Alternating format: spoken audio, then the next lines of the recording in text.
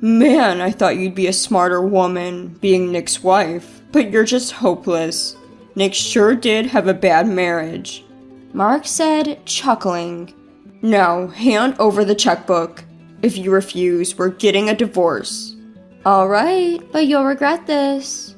When I said that, Mark probably didn't understand the meaning. He smiled confidently and said, No, I won't.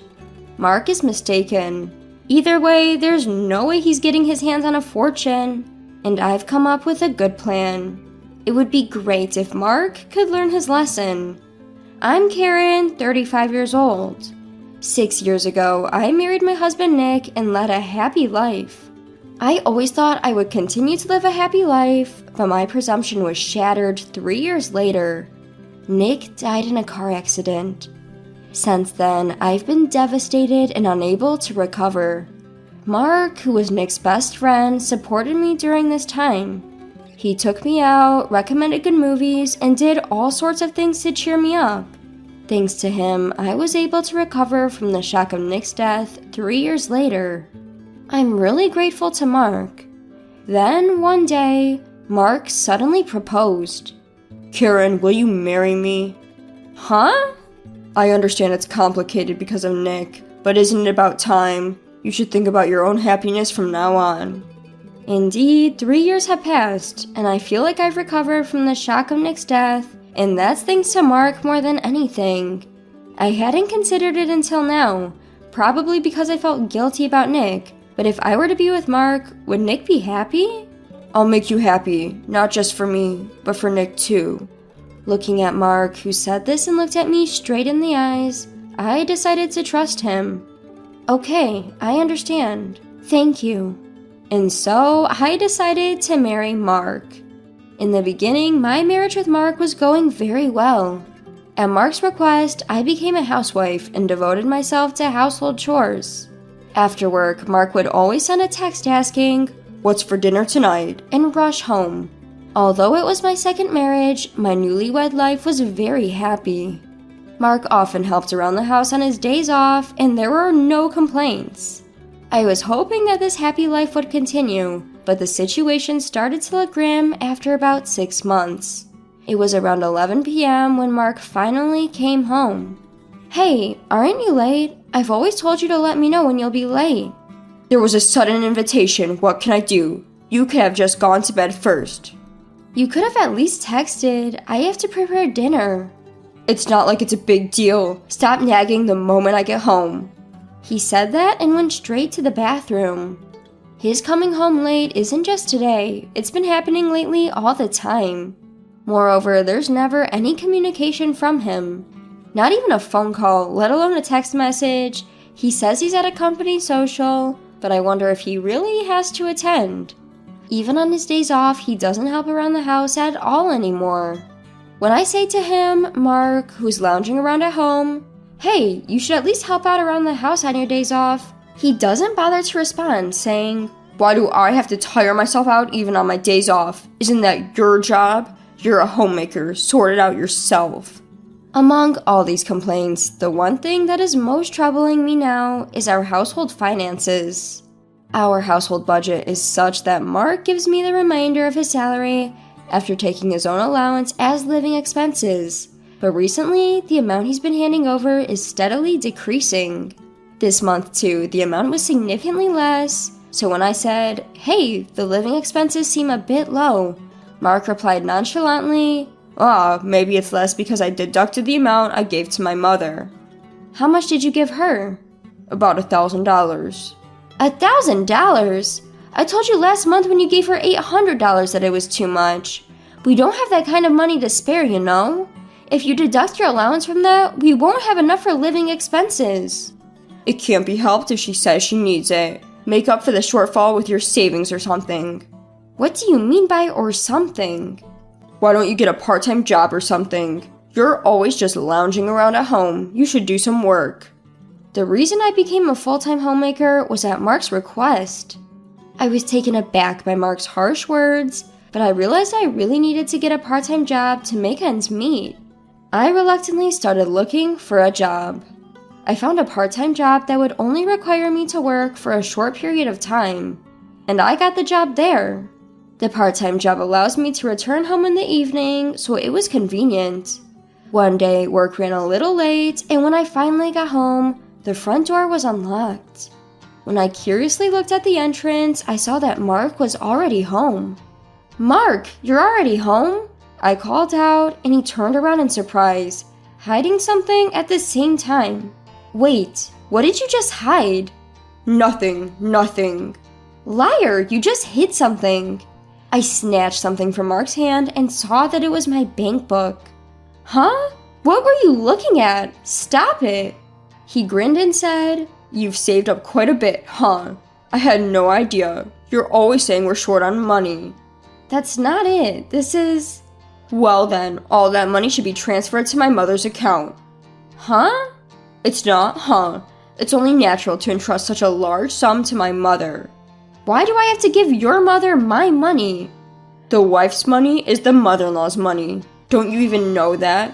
Hurry up and hand over the bank book." "Absolutely not. This is my precious money." "Just hand it over."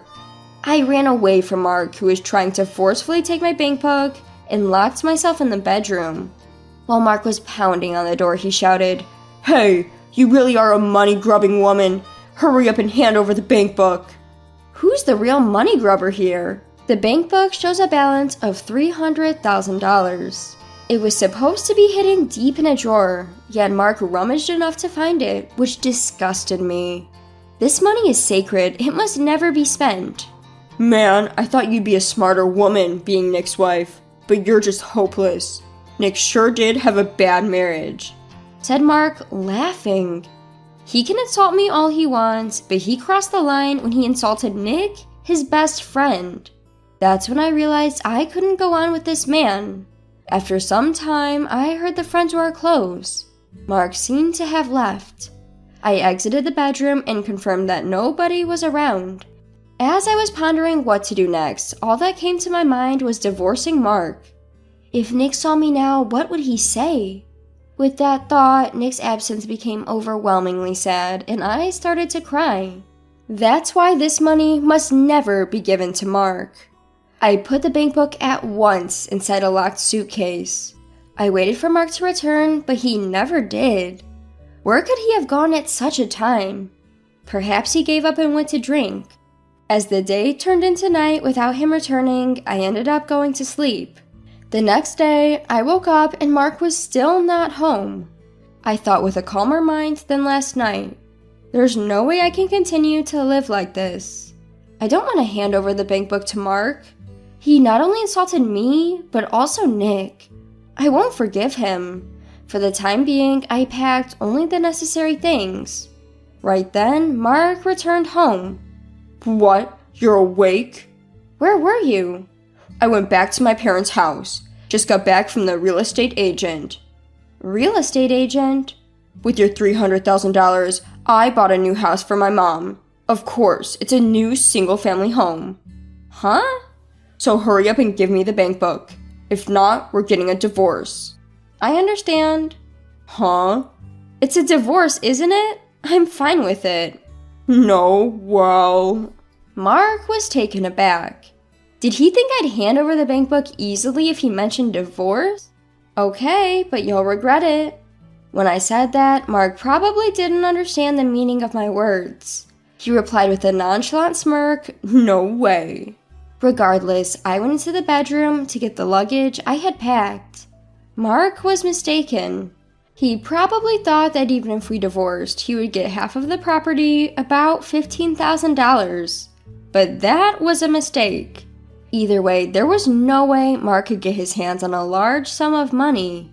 However, just that was too light of a punishment for the insult he threw at Nick and me. And then I thought of a good plan. It would serve Mark right if he got a taste of his own medicine. I returned my bank book to the kitchen drawer, grabbed my luggage and said, "I'll mail the divorce papers later. Don't touch the rest of my things. I'll move them when I have time." Perhaps suspicious of my thorough preparation, Mark gave me a puzzled look, but I left the house anyway. I booked a room in a business hotel near the station and decided to spend about a week there. During my hotel stay, I found a rental apartment suitable for living alone. After finalizing the contract with the apartment, I immediately began moving. I returned to the house during Mark's absence in the afternoon to move my belongings, but when I checked the bank book I had left in the drawer, sure enough, money had been withdrawn, leaving a balance of $150,000. This was exactly as I had expected. Mark probably used half as his share and used it to fund the purchase of a brand new house for his mother, but he would regret that later. I got the divorce papers from the city hall, filled them out, and mailed them to Mark. However, even after a week and then 2 weeks, there was no sign of them being delivered to the city hall, and I couldn't reach Mark by phone. After insisting for a while, Mark finally picked up, sounding irritated. "Could you hurry up and submit the divorce papers to the city hall?" "Divorce papers? Oh, I'll submit them next week." "Get on it! And you withdrew money from my bank account, didn't you? That's illegal to do without my permission, you know." "Idiot, it's not illegal to withdraw money from a family member's account. Besides, half of it would be mine anyway after the divorce, so it's only right that I took it. I'm hanging up now." "Wait a minute!" He hung up the phone just like that. But that was fine with me, because Mark had acted just as I had anticipated. A little while later, it seems Mark had finally submitted the divorce papers to the city hall. When I checked, Mark and I were officially divorced. A month later, I was at work. The company that had hired me part-time was hiring full-time employees, and when I applied, they accepted me. I heard a commotion near the company's entrance, and when I went to check it out, to my surprise, Mark and his mother were desperately arguing with the receptionist. I hurried over and exclaimed, "Hold on, what's going on?" When I spoke up, the two of them turned towards me with an incredible urgency. "Karen, we've been looking for you. Please hear us out." "Please, Karen, forgive us." As they started to loudly discuss right then and there, I somehow managed to calm them down, explain the situation to my boss, and we moved to a nearby cafe. "What is this about? I'm troubled if you come to my workplace." The two of them, with pale faces, began desperately explaining to me. "About the money I withdrew from your account. Turns out it doesn't qualify for property division. That money is..." I let out a huge sigh of disbelief. "That's what I've been trying to tell you over and over again. That was my separate property. It was the life insurance payout when Nick passed away." "We didn't know. We're really sorry. We'll try to return the money somehow. Can you not make a big fuss about this?" "You're right. You wouldn't want to make a big deal out of this either, right? Let's settle this amicably." "Is that all you came to say?" As soon as I said that, their expressions became frantic. "Just that?" "I already know that. When you withdrew the money from the bank, how did you do it? Don't tell me you think I didn't notice." "Well, that's, No, we had no choice but to do that because we needed the money." "It's likely this is what happened. You can't withdraw $150,000 all at once from an ATM. It would take too long. So they probably wanted to withdraw it from the counter, but in large sums, a power of attorney from the person themselves is needed. I assume my mother-in-law wrote that power of attorney, and she was probably the one who answered the confirmation call from the bank. In essence, my mother-in-law pretended to be me. This is a clear crime. And yet, even now, they were still trying to deceive me about it. There's no way I can forgive this man." Mark pleaded. "Please forgive me. Lawyers have been coming to the office. The stares from the employees are painful, and my boss is asking about the situation. My position is at risk. If anything else happens, I'll have to quit my job and I won't be able to find another one. Please, let's settle this out of court." "I was also told by my husband that we're getting a divorce. I was just blinded by the prospect of a brand new house. It was just an impulse." It's true that I managed to recover from Nick's death thanks to this man. So maybe I could forgive him if he was sincere. Yet, in the end, this man also insulted my beloved Nick. If it weren't for that, things wouldn't have gotten this bad. It doesn't concern me. The next time we meet will be in court. "Wait, please, Karen." "Karen, please." The two of them kneeled right there in the cafe, but I ignored them and walked out. In the end, they were the ones at fault. And ultimately, Mark and my former mother-in-law faced a large claim for damages from me, resulting in a huge debt. The $150,000 withdrawn from my account was returned to me by my former father-in-law out of his own pocket. The newly built house they had purchased was immediately sold, but it only covered a portion of the purchase price. Mark, of course, lost his job. In this day and age, he couldn't find another job and ended up living as a live-in security guard, eating cheap sandwiches every day and living hand-to-mouth while repaying his debt. My former father-in-law divorced my former mother-in-law. She rented a cheap apartment and lives a frugal life while doing part-time jobs every day. Meanwhile, I've been happily living my life, working steadily at my company. I'm back to being single after the divorce, but I believe it's just another part of life and I'm willing to start over. But recently, a wonderful man who is kind and caring has appeared in my life. I'm proceeding with this relationship cautiously so as not to make the same mistake, but I can't help but hope this is a good connection. Speaking of, I wonder how much I've spent this month. Suddenly, when checking my credit card usage, an incredible amount showed up in the transaction history. Upon investigation, it was revealed that my husband had been lavishing gifts on his mistress, taking advantage of my carefree nature. He used my credit card to shower his mistress with whatever she wanted. Cheating on another woman, using my credit card? You gotta be kidding me. I will get my revenge. Mark my words. My name is Catherine, 29 years old. Currently, I work as a freelancer. I've always disliked the idea of being an employee, so I chose the path of freelancing, where I could use my skills. I worked hard to get various certifications since I was in college. It was around that time that I met my husband, Bob. Bob and I went to the same college, and it seems he had always known about me. He fell for me while I was studying for my certifications in the college library. He asked me out many times, but I wanted to focus on my studies, so I kept turning him down throughout college. Still, he didn't give up, continued to woo me even after we started working, and eventually, I decided to date him. Afterward, I became a freelancer, and he started working for a regular company. After 3 years of working, we got married, and it was 4 years ago. And now, we lead a somewhat unique married life. Generally, I work from home, but since I was never good at housework, Bob and I shared the chores. Thankfully, I have been getting a lot of work assignments recently. When I was on tight deadlines, Bob would take care of almost all the housework. One day, while I was working in my room, there was a knock on the door, and Bob called out, "Catherine, dinner's ready." "Ah, thank you. I'll wrap up in a bit." "Got it. I'll clean the bathroom while waiting for you to finish." "Much appreciated." "Thanks, Bob." "It's no problem. You're the one earning for us. Let me at least do the chores during busy times." "Okay, thank you." As my husband said, I do earn a considerable amount. Not to brag, but I earn more than triple what my husband does working for a regular company, so I cover most of our living expenses. If my husband pays for anything, it's the occasional dining out.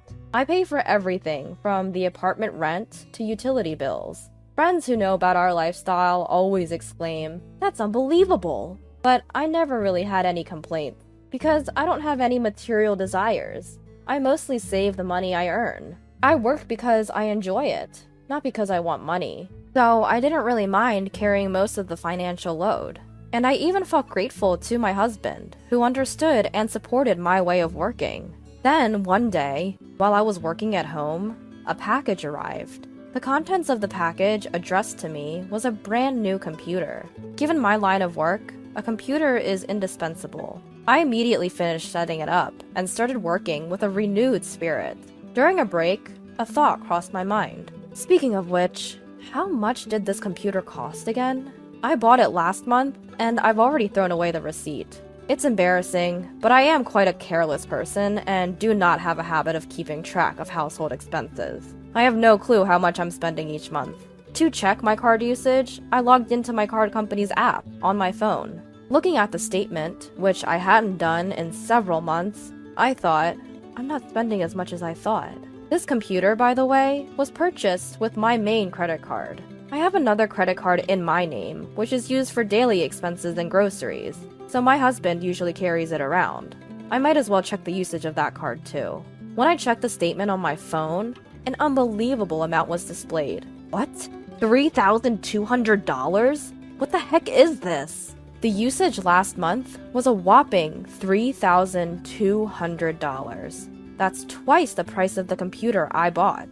I quickly checked other months and found that between $2,000 and $4,000 had been charged in recent months. This can't just be from living expenses. To my surprise, most of the card usage was at high-end stores for women's items. I've never received any luxury brand items from my husband.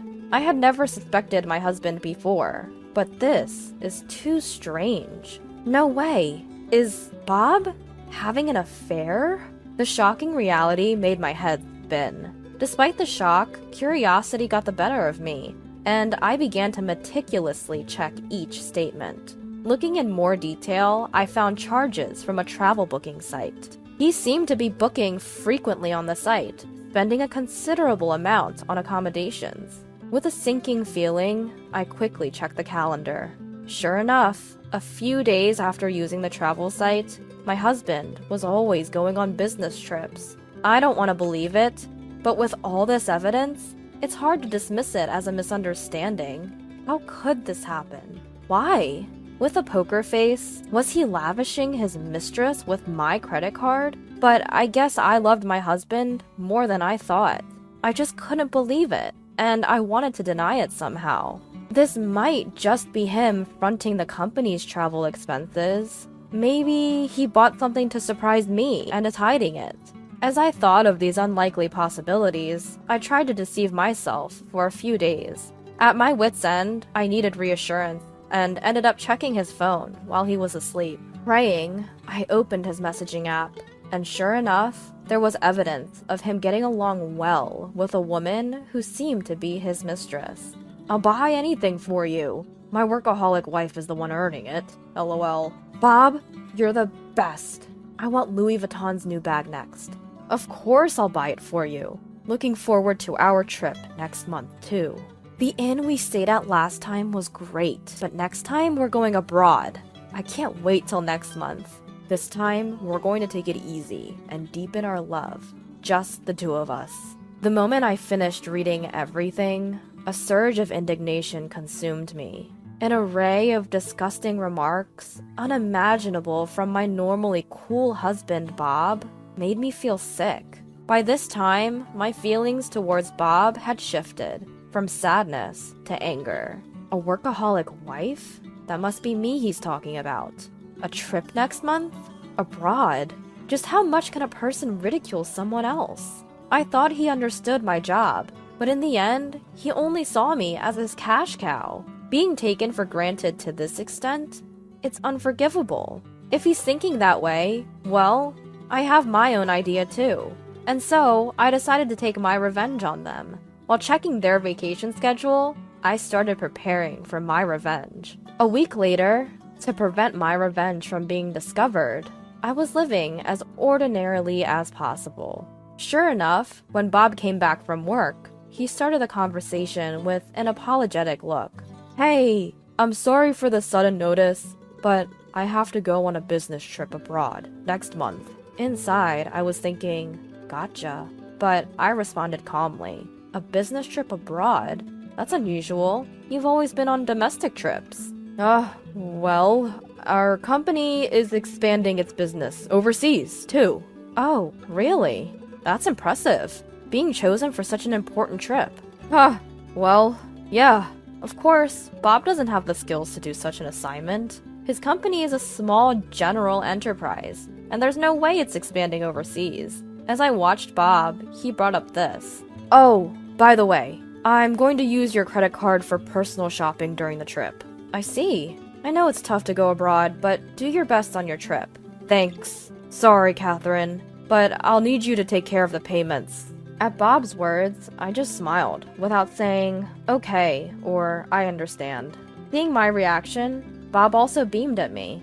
According to Bob, he doesn't know when the trip will end. He said he would notify me of the return schedule as soon as it was decided. I can't believe he can lie with such a straight face. Almost admiring it, I simply replied, "Understood," and we ended our conversation. The day of his trip, Bob put on his shoes at the entrance, looked at me, and said with a smile, "I'm off." "Are you really going?" "What's the matter, Catherine? Are you gonna miss me?" "It's not like that, but I wonder if you're really going." "It's work. Understand that. I'll buy you a souvenir." Insisting it's a business trip while actually it's vacation with mistress? And still, he was trying to lure me with a souvenir. To him, I coldly responded, "Take care now. Bye-bye." At those words, my husband wore a curious expression, but ultimately said, "I'm heading out," and left our home in high spirits.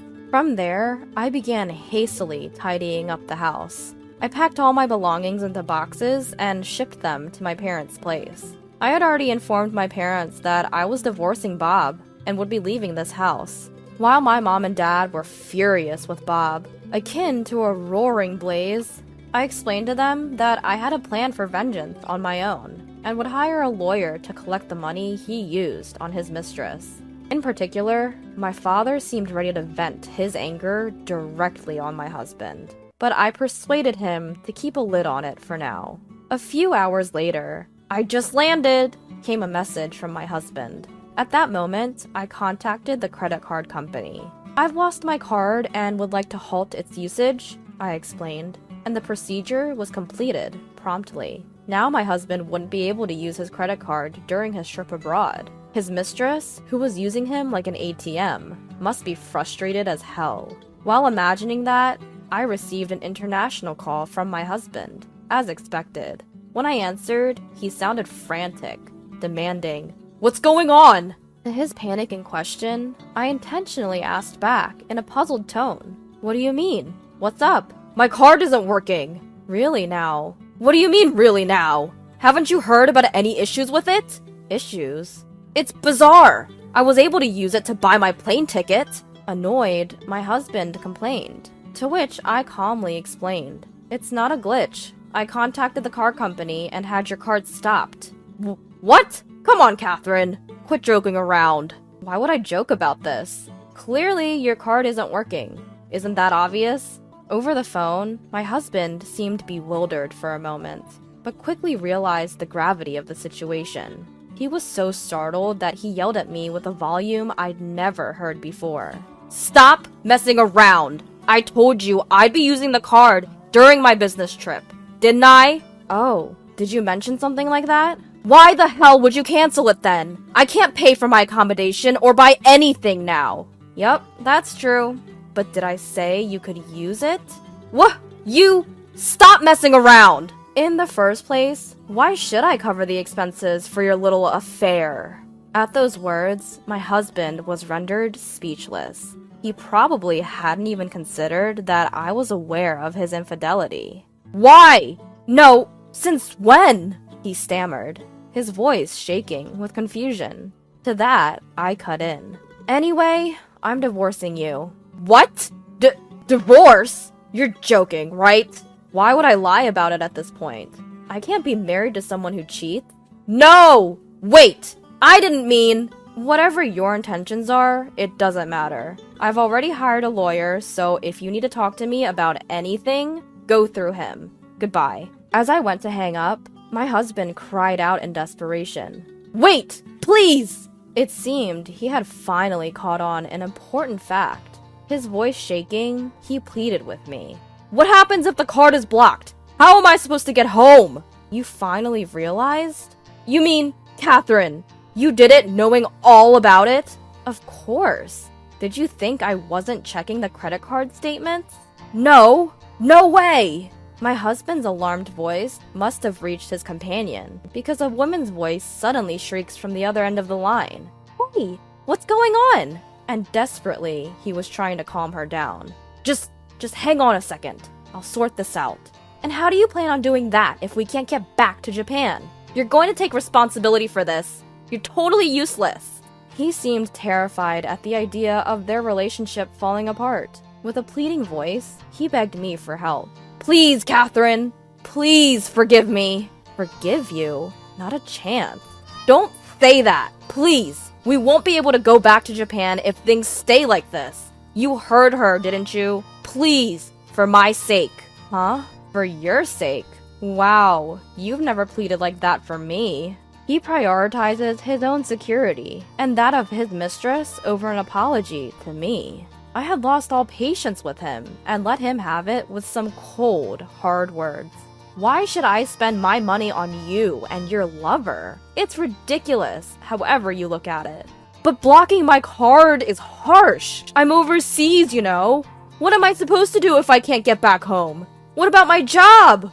Are you serious? Before we talk about your job, how about an I'm sorry? How much more do you plan to insult me? I'm not working for the likes of you, you scum. Catherine, please, calm down. Shut up. Just so you know, I won't forgive you, no matter what. I'll make you pay me back every penny you spent on her. I'll do whatever it takes to ruin you. Understand? So just stay out of my life forever, you cheating piece of trash. I hung up without waiting for a reply, blocked his number, and completely cut off all communication with him. Not long after, our divorce was finalized. He was initially resistant to the idea of divorce, but after a stern talk from his parents-in-law, he reluctantly agreed. I heard that after our call, he had a huge fight with his mistress at the airport. It turned out she had other men too, and she dumped him, getting money from her multiple suitors, and returned to Japan alone. Left behind, my ex-husband had no choice but to contact his parents and have them deposit money into his credit card account so he could return home. Word of their affair spread quickly around the office, as she also worked there. Did you hear? Those two were having an affair. He's married too. How could he do that? I heard she's been seeing many men. Seems like it. She moved on to another married man and dumped him, just like that. I have no sympathy for him. As a result, his mistress, a temp worker, got her contract terminated, and Bob was moved to a less relevant position at work. His salary dropped as well, making it a total mess for him. No matter how this turns out, I'm determined to have both of them pay me what they owe me in full. Of course, I intend to recover all the money that Bob has spent so far. I won't hear any excuses for not being able to pay. I'll do whatever it takes to squeeze every last penny out of them. They can regret their carefree affair as much as they want. As for me, I've moved back to my parents' house, and I'm living with them now. Once the issue of the damages is settled, I plan to live comfortably by myself. From now on, I want to dedicate myself entirely to the work I love.